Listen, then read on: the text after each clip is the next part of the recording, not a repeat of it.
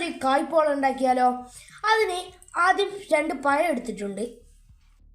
ഇനി അതിൻ്റെ തൊലി പൊളിച്ച് ചെറുതായി കട്ട് ചെയ്തെടുക്കണം. ഇത് ചെറുതായി കട്ട് ചെയ്തെടുത്തിട്ടുണ്ട് കേട്ടോ.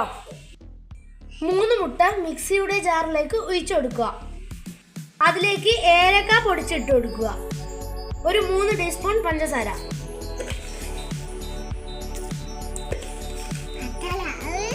ഇനി നല്ലവണ്ണം അടിച്ചെടുത്തിട്ട് വരാം.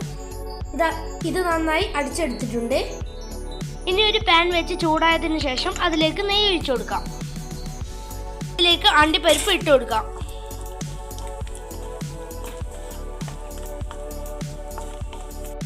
അതൊന്നായി വരുമ്പോഴത്തേക്കും മുന്തിരിയും കൂടി ആയി വന്നിട്ടുണ്ട്. ഇതൊരു പാത്രത്തിലേക്ക് കോരി വെക്കാം.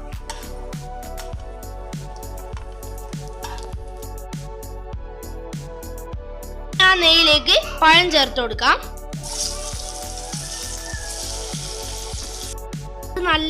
അത് നല്ലവണ്ണം വാട്ടിയെടുക്കണം കേട്ടോ. ഇനി പഴം ചൂടാറിയതിനു ശേഷം അടിച്ചു വെച്ച മുട്ടയിലേക്ക് ചേർത്ത് കൊടുക്കാം.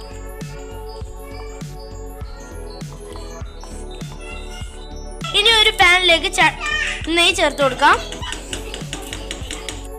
ഇനി അത് ആ പാനിലേക്ക് ഒഴിച്ചു കൊടുക്കാം.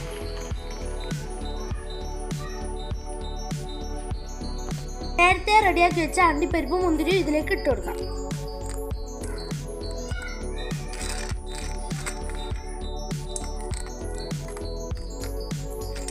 ഇനി ലോ ഫ്ലെയിമിലിട്ട് ഒരു 20 മിനിറ്റ് മൂടി വെക്കാം.